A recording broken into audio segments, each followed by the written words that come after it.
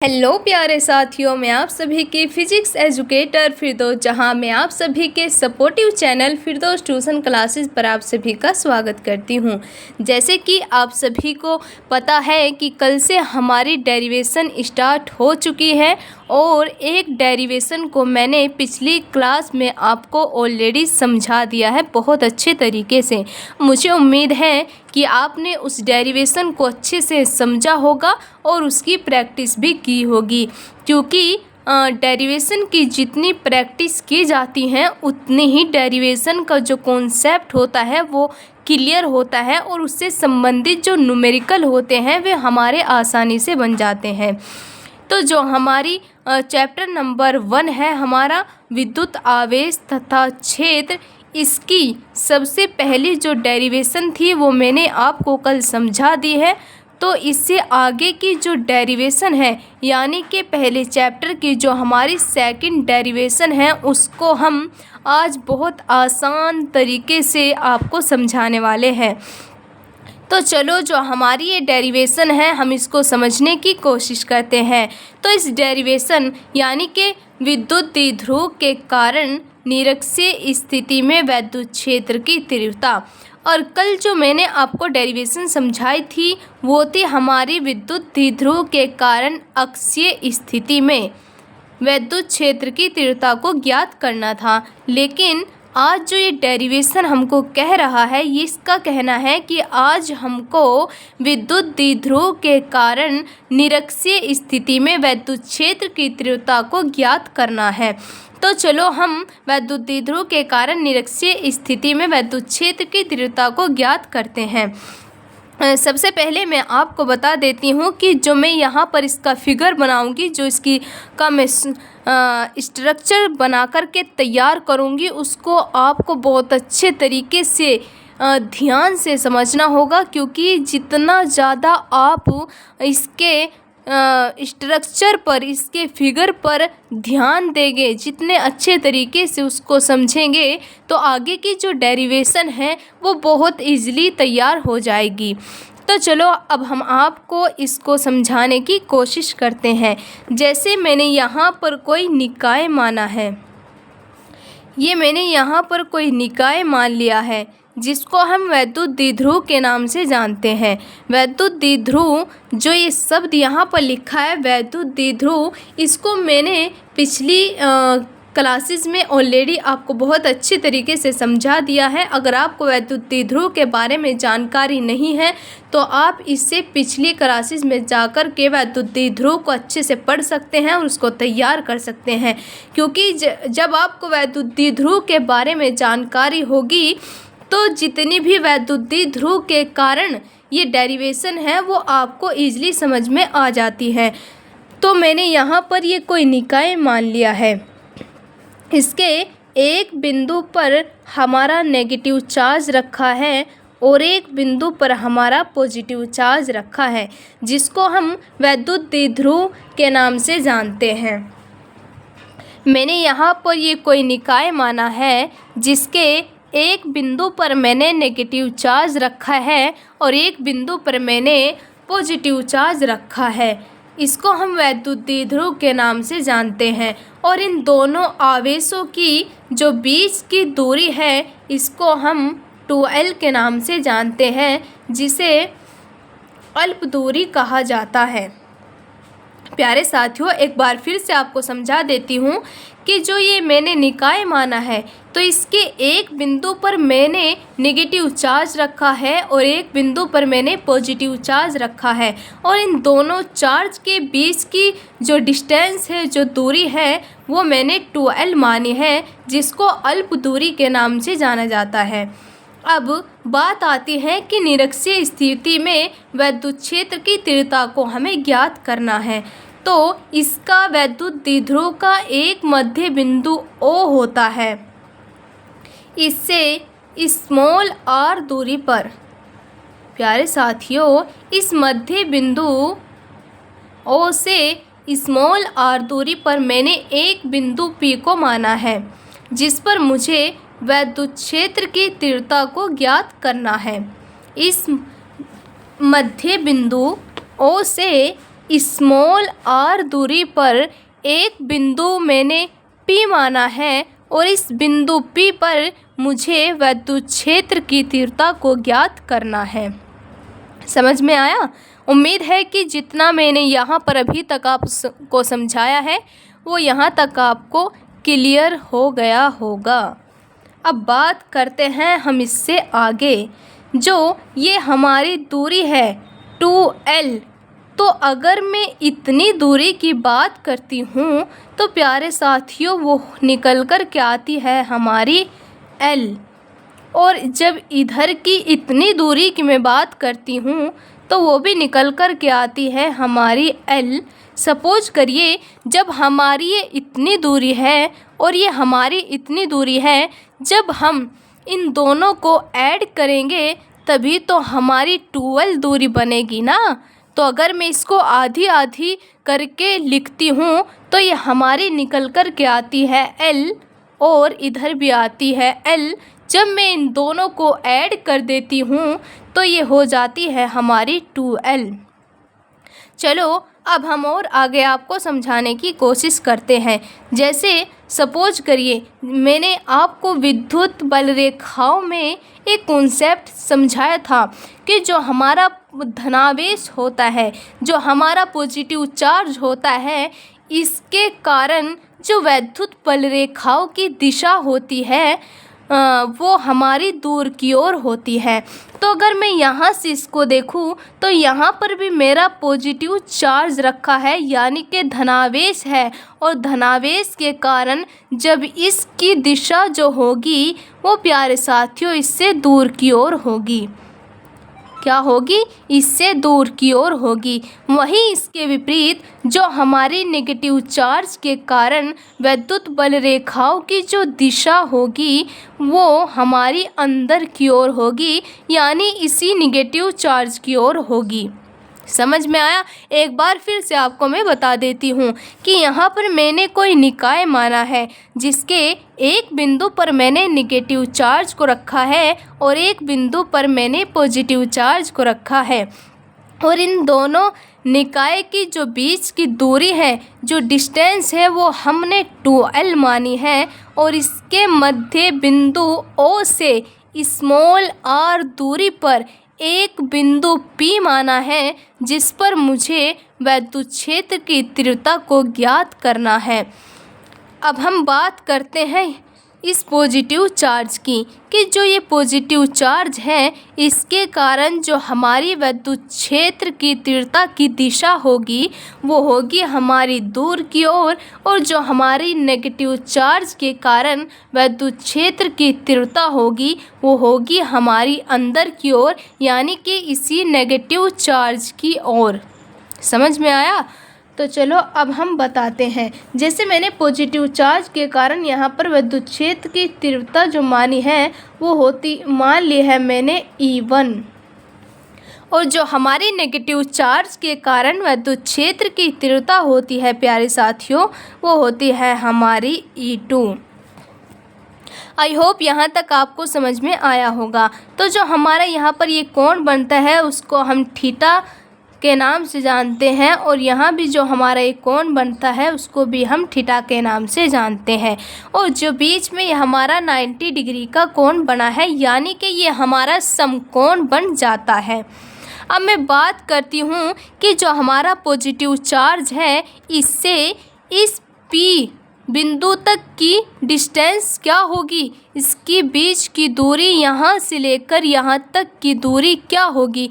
तो मैं आपको बता देती हूँ कि इससे P तक की दूरी हमारी √r² प्लस के L² होगी, और जितनी दूरी पर हमारा ये बिंदु P इस पॉजिटिव चार्ज से है उतनी ही दूरी पर ये बिंदु P हमारा नेगेटिव चार्ज से उतनी ही दूरी पर है। तो जितनी दूरी हमारी यहाँ पर है उतनी ही दूरी हमारी इसकी भी होगी। तो मैं यहाँ पर भी इसको लिख देती हूँ √r² प्लस के L²। अब प्यारे साथियों आपको दिमाग में ये प्रश्न ज़रूर आया होगा कि मैंने ये जो डिस्टेंस यहाँ पर लिखी है, जो ये दूरी मैंने यहाँ पर मानी है, वो कहाँ से निकल कर के आई है। तो मैं आपको डिटेल में इसको समझा तो देती, बट हमारी जो वीडियो है वो थोड़ी लंबी हो जाती है, तो उसको अपलोड करने में थोड़ी प्रॉब्लम होती है। लेकिन मैं बता देती हूँ, अगर आप खुद से निकालें तो बहुत अच्छा रहेगा। ये हमारा यहाँ पर समकोण त्रिभुज बन रहा है। ध्यान से देखिए, ये हमारा समकोण त्रिभुज बन रहा है। तो ये हो जाता है हमारा आधार, और जस्ट जो कोण के सामने होता है, इसके जो सामने होता है वो होता है हमारा कर्ण, और जो ये इससे लगी हुआ होता है ये होता है हमारा लंब। तो आप पाइथागोरस प्रमेय से इस दूरी को निकाल सकते हैं, लेकिन इसको एग्ज़ाम में निकालने के लिए नहीं बोला जाता है। हम डायरेक्ट इसको मानकर के इस डेरिवेशन को कर लेते हैं, तो आपको फुल में से फुल मार्क्स ज़रूर मिलते हैं। आई होप ये जो मैंने यहाँ तक का चित्र आपको समझाया है वो बहुत अच्छे तरीके से आपको समझ में आ गया होगा।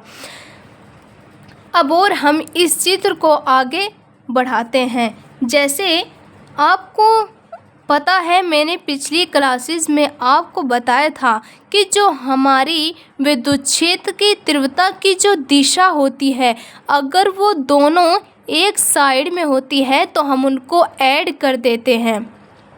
क्या कहा मैंने कि जो ये दिशा है, अगर ये दोनों एक साइड में होती तो हम इसको ऐड कर देते, लेकिन अगर ये दोनों दिशा एक दूसरे के विपरीत होती, एक दूसरे से अपोजिट होती, तो हम इसको क्या कर देते हैं, माइनस कर देते हैं, इन दोनों का अंतर कर देते हैं। लेकिन अब आपके दिमाग में सवाल आया होगा कि यहाँ तो कोई सी भी कंडीशन नहीं है, ना तो ये एक साइड में है दोनों अगर हम इसको ऐड करते, और ना ही ये दोनों एक दूसरे के अपोजिट है तो अगर हम इसको घटाते। तो अब प्यारे साथियों, आपको क्या करना होगा इसको आगे सोल्व करने के लिए, तो चलो हम आपको बताते हैं।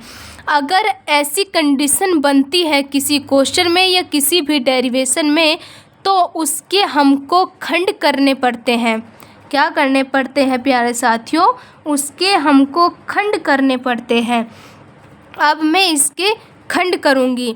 जैसे ये हमारा E1 है, तो इस E1 के भी हमको दो खंड करने पड़ेंगे। क्या करने पड़ेंगे, इस E1 के भी मुझे दो खंड करने पड़ेंगे। जैसे एक खंड में इधर की ओर कर देती हूँ इसका, और एक खंड में इसका ऊपर की ओर कर देती हूँ। जैसे जो हमारा ये इधर की ओर लेटा हुआ खंड है, इसको हम क्षैतिज खंड कहते हैं, और जो हमारा ये ऊपर की ओर खंड है इसको हम ऊर्ध्वाधर खंड कहते हैं। अब इनके बीच में जो हमारा थीटा बनता है, यहाँ पर जो कोण बन रहे हैं इनको हम थीटा मान लेते हैं। तो हमारा ये क्या बना, ये E1 के खंड हुए दोनों E1 के।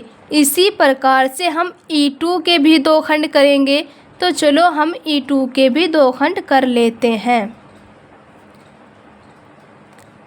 ध्यान से देखिएगा प्यारे साथियों, अब मैंने E1 के भी दो खंड कर दिए हैं। अब जो हमारे थीटा से लगे हुए जो खंड होते हैं उनको क्षैतिज खंड कहते हैं, और जो हमारे ये अपोजिट यानी कि ऊर्ध्वाधर खंड हुए इनको ऊर्ध्वाधर खंड कहते हैं। तो अब हम जो हमारा ये एक खंड है, मैंने E1 का किया था, जो हमारा कोष्ठ थीटा से लगा हुआ होता है, तो हम इसको जानते हैं E1 कोस थीटा, और इसको जो E2 का हमने किया था तो इसको हम जानेंगे E2 कोस थीटा। उसी प्रकार से मैंने E1 का खंड किया था ऊपर की ओर, तो अब हम इसको कहेंगे E1 साइन थीटा, और ये मैंने किया था E2 का, तो इसको कहेंगे हम E2 sine theta. I hope आपको ये जो मैंने चित्र संपूर्ण आपको समझा दिया है तो आपको ये समझ में आया होगा। लेकिन जो ये चित्र है थोड़ा सा डिफ़िकल्ट है, बट ज़्यादा कठिन नहीं है। अगर आप इसको 2 से 3 बार देखेंगे और इसका रिवीजन करेंगे तो आपको बहुत अच्छे तरीके से समझ में आ जाएगा। तो चलो अब हम इसकी आगे डेरिवेशन की शुरुआत करते हैं। आप इसकी थ्योरी लिखने की कोई ज़रूरत नहीं है। अगर आप थ्योरी लिखना चाहते हैं तो आपको मैं बता देती हूँ, बोल करके आप लिख लीजिएगा। जैसे मैंने यहाँ पर कोई निकाय माना है जिसके एक बिंदु पर मैंने नेगेटिव चार्ज रखा है और एक बिंदु पर मैंने पॉजिटिव चार्ज रखा है, जिनके दोनों आवेशों के बीच की जो दूरी है उसको हमने 2L माना है। और इसके मध्य बिंदु O से स्मॉल r दूरी पर एक बिंदु P है जिस पर हमें वैद्युत क्षेत्र की तीव्रता को ज्ञात करना है। आप इतनी थ्योरी लिख सकते हैं, ये बहुत है, इस डेरिवेशन के लिए काफ़ी है ये थ्योरी। तो चलो अब हम भी इसको आगे समझाने की आपको कोशिश करते हैं। अब हम सबसे पहले प्लस Q आवेश के कारण इस बिंदु पर वैद्युत क्षेत्र की तीव्रता के सूत्र को प्राप्त करेंगे। तो चलो हम इसको प्राप्त करते हैं। प्लस Q आवेश के कारण बिंदु P पर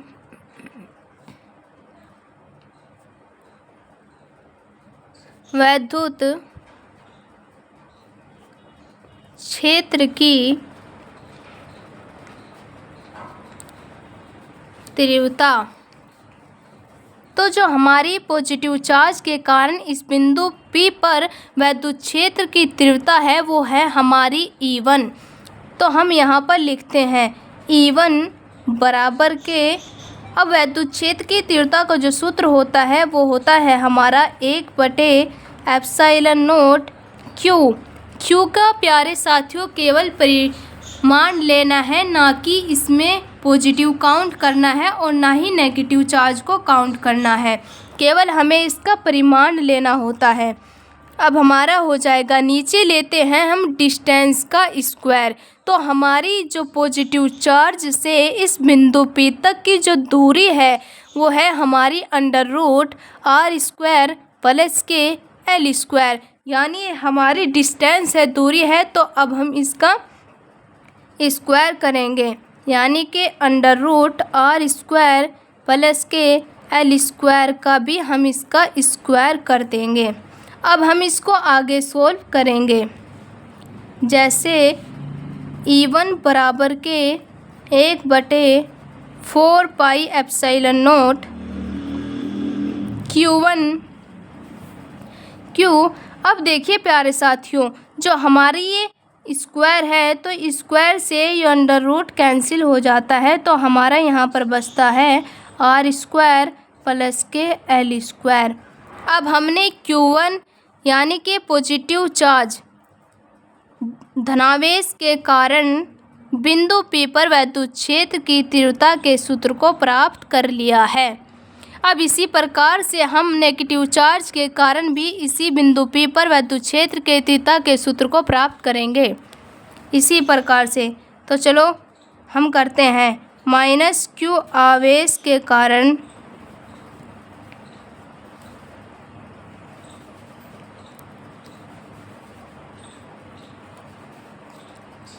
बिंदु P पर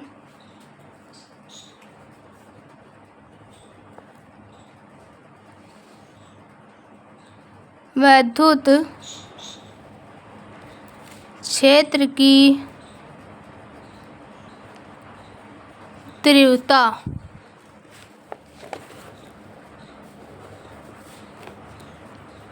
अब जो हमारी नेगेटिव चार्ज के कारण वैद्युत क्षेत्र की तीव्रता होती है तो इसकी ओर होती है, जिसको हमने E2 के नाम से जाना था। तो अब यहाँ पर लिखते हैं E2 बराबर के 1/4πε0 Q बटे, अब इसकी भी जो नेगेटिव चार्ज से लेकर के बिंदु P के बीच तक की जो दूरी है वो भी हमारी √r² प्लस के l² है।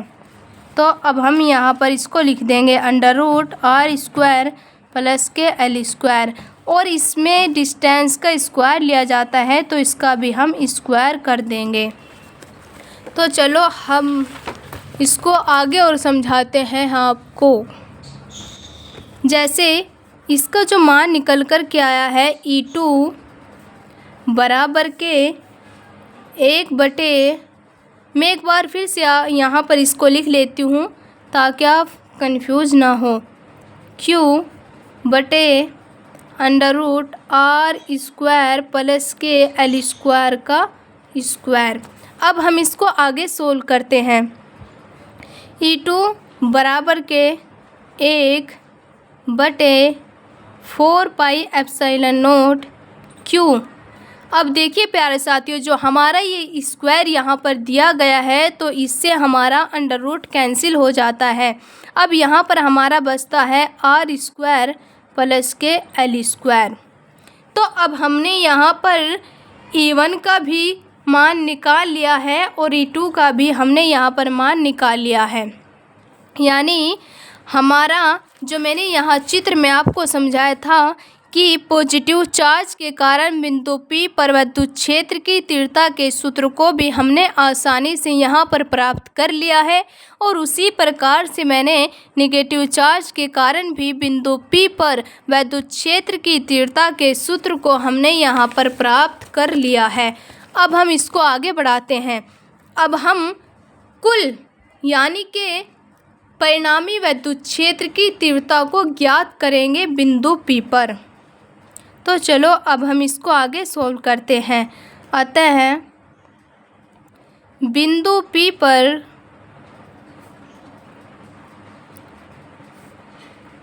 परिणामी का मतलब होता है यानी कि कितना रिज़ल्ट हमें यहाँ पर अंत में मिलता है। परिणामी यानी कि कुल विद्युत क्षेत्र की तीव्रता।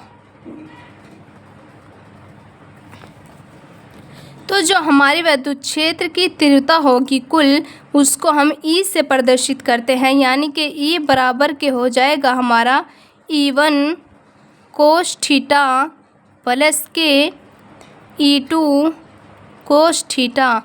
अब आपके दिमाग में ये सवाल आया होगा कि आखिर ये E1 cos थीटा प्लस के E2 cos थीटा कहाँ से रख दिया। तो मैं आपको चित्र के माध्यम से समझा देती हूँ। देखिए प्यारे साथियों, यहाँ पर ये हमारा E1 cos थीटा है और ये हमारा E2 cos थीटा है। यानी जो हमारा थीटा से जुड़े हुए दोनों ये खंड मैंने किए थे, जिसको मैंने E1 का जो खंड था मेरा उसको मैंने E1 cos थीटा माना था, और जो हमने E2 का खंड किया था उसको मैंने E2 cos थीटा माना था। तो ये दोनों एक ही दिशा में हैं, तो हम इनको ऐड कर देंगे। जैसे अगर कोई भी संख्या होती है या कोई भी मान होता है, अगर वे दोनों की डायरेक्शन एक ही तरफ हो तो हम उनको ऐड कर देते हैं, उनको हम जोड़ देते हैं। अब बात आती है कि जो हमारा E1 sin थीटा और E2 sin थीटा बचा, ये कहाँ गया। तो देखिए यहाँ पर आप, ये एक दूसरे के विपरीत दिशा में है, ये एक दूसरे के विपरीत डायरेक्शन में है। तो जब विपरीत होते हैं और परिमाण में भी समान होते हैं तो वे एक दूसरे से कैंसिल हो जाते हैं। तो ये तो हमारे दोनों हो गए कैंसिल, और ये दोनों एक ही दिशा में थे तो इनको हमने कर दिया है ऐड। देखो यहाँ पर मैंने इनको ऐड कर दिया है। तो चलो अब हम इनको और आगे सोल्व करते हैं। तो यहाँ पर हमारा निकल कर के आता है E बराबर के, अब हम यहाँ पर E का मान रखेंगे E1 का। तो जो हमारा E1 का मान है वो है हमारा 1/4πε0 Q/r² प्लस के l²। अब मैंने E1 का मान यहाँ पर रख दिया है। अब हमारा बचता है कोस थीटा, तो हम यहाँ पर इनटू में इसको कोस थीटा को ऐसे ही रख देंगे। अब हमारा आता है प्लस का निशान, तो हम यहाँ पर प्लस के चिन्ह को लगा देते हैं। अब हम E2 के मान को यहाँ पर उपयोग करेंगे। E2 का जो हमारा मान है वो निकल कर के आया था हमारा 1/4 pi epsilon not Q/r² plus के L²। तो उसको हम सेम यहाँ पर रख देंगे।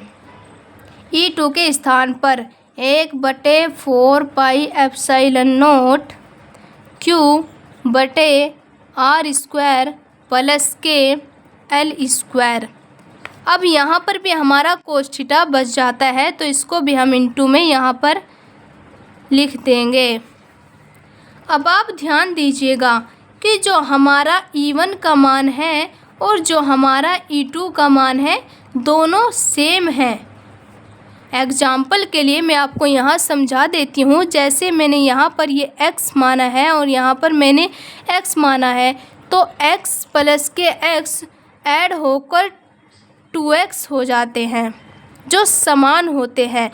उसी प्रकार जैसे y प्लस के y है, तो ये हमारी दोनों ऐड होकर के 2y बनाता है। उसी प्रकार ये दोनों भी हमारे समान हैं, तो जब हम इनको ऐड करेंगे तो इनमें 2 से मल्टीप्लाई हो जाएगी, यानी कि 2 से इनमें गुणा हो जाएगा। तो e बराबर के 2 गुणा, अब हम इनमें से एक को लेंगे क्योंकि दोनों क्या है, समान है। जिस प्रकार से मैंने यहाँ पर 2x थे तो जोड़ कर के 2 तो लिख दिया है, पर इन दोनों में से केवल एक ही x को यहाँ पर लिखा है। जैसे इसमें भी यहाँ पर 2y थी, मैंने इसमें 2 से गुणा ज़रूर किया है, लेकिन यहाँ पर मैंने एक y को लिखा है इसके पीछे। उसी प्रकार क्योंकि ये दोनों समान थे, उसी प्रकार ये दोनों भी हमारे समान हैं, तो हम इसमें 2 से गुणा कर देंगे और इसमें से हमको एक ही लिखेंगे, यानी कि 1/4 pi epsilon not Q/r² plus के L² इंटू में कोस थीटा। आई होप आप सभी को यहाँ तक जितना भी मैंने आपको समझाया है वो सभी अभी तक आपको समझ में आ गया होगा। तो चलो अब हम इसको आगे और सॉल्व करते हैं। अब आपके माइंड में सवाल आया होगा कि आखिर कोस थीटा के स्थान पर हम क्या रखेंगे। तो प्यारे साथियों, जो ये कोस थीटा यहाँ पर दिया गया है इसका हम मान निकालेंगे और इसके स्थान पर जो इसका मान निकल कर के आएगा उसको रखेंगे। अब देखिए कोस थीटा जो हमारा होता है आपको मालूम होगा लाल बटे कक्का से अगर हम देखेंगे कि जो हमारा कोस थीटा होता है वो हमारा आधार बटे कर्ण होता है। जैसे हम पहले को मानते हैं साइन, दूसरे को मानते हैं हम कोस एंड थर्ड को मानते हैं हम टेन, तो हमारा कोस थीटा बराबर जो होता है वो होता है हमारा आधार बटे कर्ण। तो अब हम इस सूत्र में देखेंगे कि आधार कौन सा है और कर्ण कौन सा है। तो यहाँ पर ध्यान से देखिए कि हमारा एक समकोण त्रिभुज है और समकोण त्रिभुज में क्या होता है, हमारा कोण होता है उसके जस्ट ठीक सामने जो हमारी भुजा दी गई होती है तो उसको हम कर्ण के नाम से जानते हैं, यानी कि जो इसके ये सामने है इसको हम कहते हैं कर्ण। कर्ण का जो हमारा मान है वो है हमारा √r² प्लस के L²। और जो हमारा आधार है, आधार होता है इस भुजा से लगा हुआ, तो आधार को जो मान यहाँ पर है वो है हमारा L। तो हम यहीं पर लिखेंगे कि जो हमारा कोस थीटा है उसका जो मान यहाँ पर निकल कर के आया है वो है हमारा आधार बटे कर्ण, आधार है हमारा L। मैं यहाँ पर इसको साइड में लिख देती हूँ, कोस थीटा बराबर के आधार बटे कर्ण। अब हमारा आधार जो है वो है हमारा L और कर्ण की जो हमारी बात है वो है हमारा आर स्क्वायर एल स्क्वायर। तो हम इस कोस थीटा के स्थान पर इसके इस मान को रख देंगे। तो ई बराबर के 2 गुणा 1/4 pi epsilon not Q upon में आर स्क्वायर प्लस के एल स्क्वायर। अब हमारा जो ये है इनटू में यानी कि गुणा में जो कोस थीटा यहाँ पर दिया गया है उसका जो मान हमारा निकल कर के आया है वो है हमारा एल अपॉन में under root R square plus के एल स्क्वायर। तो इसके इस मान को हम यहाँ पर रख देंगे इस कोस थीटा के स्थान पर। तो चलो रखते हैं। तो इसका मान जो है एल बटे under root R square plus में एल स्क्वायर। तो चलो अब हम इसको और आगे सोल्व करते हैं। तो जैसे ई बराबर के, अब आप यहाँ पर सोल्व करते जाइएगा और आपका फाइनली जो रिज़ल्ट होगा, जो इसका सूत्र होगा वो आपको प्राप्त हो जाएगा। क्यू बटे आर स्क्वायर प्लस के एल स्क्वायर एल। अब यहाँ पर थोड़ा सा आपको दिमाग लगाना होगा। जैसे ये हमारा अंडर रूट है, अगर मुझे इसको समाप्त करना है, इसको हटाना है, तो इसका जो है अंडर रूट का जो मतलब होता है वो होता है हमारा 1/2, यानी कि अंडर रूट की जो पावर होती है वो 1/2 होती है। तो इस अंडर रूट के स्थान पर हम 1/2 की पावर का यूज करेंगे। तो चलो आर स्क्वायर प्लस के एल स्क्वायर। अब इस अंडर रूट के स्थान पर मैंने लिख दिया है 1/2।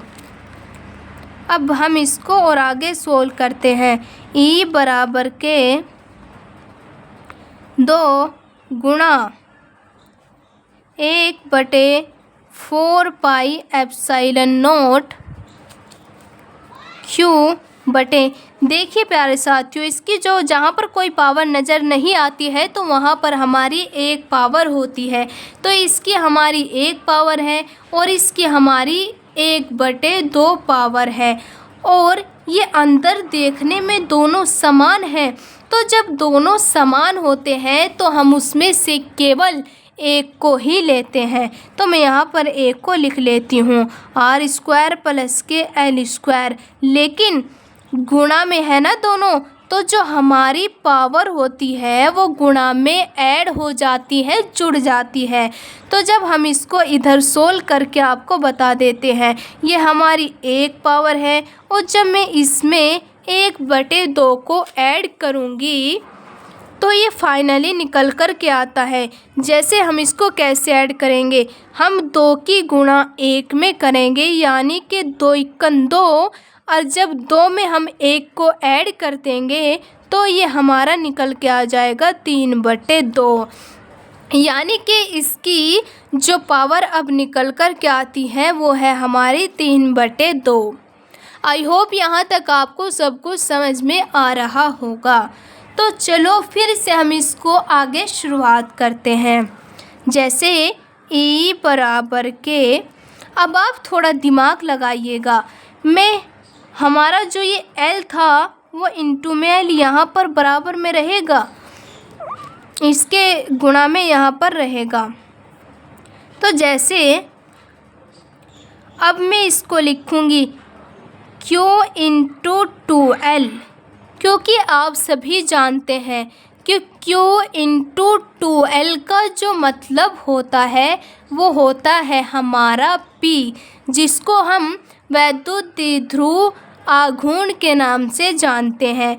तो मैं इसको आगे सोल्व करके चलो बताती हूँ। अब मेरा जो रिज़ल्ट यहाँ तक मुझे प्राप्त हुआ है वो आया था मेरा E बराबर के 2 गुणा 1/4 pi epsilon not Q into L बटे में आर स्क्वायर प्लस के एल स्क्वायर की पावर 3/2। मैंने दोबारा से इसको फिर से लिख लिया है ताकि आपको कोई कन्फ्यूजन ना हो। तो चलो अब हम इसको आगे सोल्व करते हैं। तो ई बराबर के, अब ध्यान से देखिएगा, जो ये मेरा यहाँ पर 2 लिखा है मैं इसको इसके साथ में जोड़ करके लिखूँगी क्योंकि मुझे इसका सूत्र प्राप्त करना है। और सूत्र प्राप्त करने के लिए जो हमारा ये Q इंटू L है, मुझे इसमें इसकी मल्टीप्लाई करनी होगी। तो चलो अब हम करते हैं। तो मैं यहाँ पर लिखूँगी 1/4 पाई एप्सिलॉन नॉट, मैं इसको इसके साथ में जोड़ करके लिख दूँगी Q इंटू 2L। अब मैंने इसकी यहाँ पर मल्टीप्लाई कर दी है। तो मेरा जो फाइनली रिज़ल्ट यहाँ पर प्राप्त होता है वो होता है हमारा Q इंटू 2L बटे R स्क्वायर प्लस के L स्क्वायर और इसकी पावर 3/2। अब आप सभी को मालूम है कि जो हमारा Q इंटू 2L होता है वो होता है हमारा P। मैंने इसको ऑलरेडी पिछली क्लासेस में आपको बहुत अच्छे तरीके से समझा रखा है। अगर आप विद्युत द्विध्रुव आघूर्ण के बारे में नहीं जानते हैं तो आप जाकर के पढ़ सकते हैं, आपको इजली से समझ में आ जाएगा। और जो ये डेरिवेशन है इसमें यहाँ पर जो कॉन्सेप्ट इसका बनकर के आता है यहाँ से भी आपको आसानी से समझ में आ जाएगा। तो चलो, जो हमारा Q इंटू 2L है इसके स्थान पर मैं P का उपयोग करूँगी। E बराबर के 1/4 pi epsilon not, Q into 2L बराबर होता है P, तो मैं यहाँ पर P को लिख दूँगी और नीचे R स्क्वायर प्लस के L स्क्वायर का पावर 3/2। अब जैसे मैंने पिछली क्लास में जो डेरिवेशन आपको कराई थी तो उसमें भी ये कॉन्सेप्ट बनकर के आया था। तो मैंने आपको वहाँ पर समझाया था कि जो हमारा R होता है वो L से काफ़ी बड़ा होता है। तो उसी प्रकार जो हमारा R स्क्वायर होता है वो L स्क्वायर से और भी ज़्यादा बड़ा हो जाता है। तो हम इस L स्क्वायर को नेगलेक्ट मान लेते हैं यहाँ, यानी कि इसको हम यहाँ से समाप्त कर देते हैं, इसको ख़त्म कर देते हैं। जैसे मैं यहाँ पर लिख भी देती हूँ कि जो हमारा R है वो हमारा L से काफ़ी बड़ा है, तो इसीलिए जो मेरा R स्क्वायर होगा वो L स्क्वायर से और भी ज़्यादा बड़ा हो जाएगा। तो इसीलिए L स्क्वायर को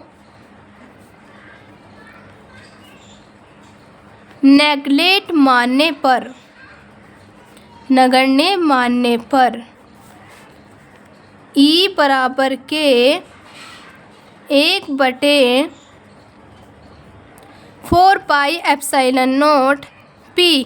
अब हम इसको यहाँ से ख़त्म कर देंगे, इसको यहाँ पर नहीं लिखेंगे क्योंकि हमने इसको यहाँ पर नेगलेक्ट मान लिया है। तो R स्क्वायर की पावर हम लिखेंगे 3/2। अब देखिए, अब आपका जो सूत्र है वो प्राप्त होने वाला है। अब आपको इसको आगे ज़्यादा सोल्व करने की ज़रूरत नहीं है, अब आपको थोड़ी देर में इसका सूत्र प्राप्त हो जाएगा। अब देखिए P, अब जो हमारा ये गुणा में है, जैसे मैं इधर आपको सोल्व करके बता देती हूँ कि जो ये R की पावर है और जो ये 3/2 पावर है ये गुणा में है, और जब गुणा में समान होती है तो इसको हम काट देते हैं, तो 2 से 2 हमारा कैंसिल हो जाता है और जो केवल इसकी पावर R की पावर 3 बचती है। तो वही हम यहाँ पर लिख देंगे, यानी कि 2 से 2 को हम कैंसिल कर देंगे और R की पावर 3 हम यहाँ पर लिख देंगे।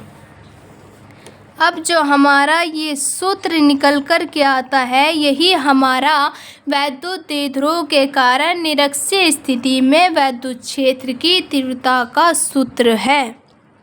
आई होप आपको ये डेरिवेशन बहुत अच्छे तरीके से समझ में आ गई होगी। अगर आपको हमारी क्लासेस अच्छी लगी है तो आप प्लीज़ कमेंट में अपनी राय ज़रूर देना और इस क्लास को अपने दोस्तों के साथ शेयर भी ज़रूर कर देना। Thank you.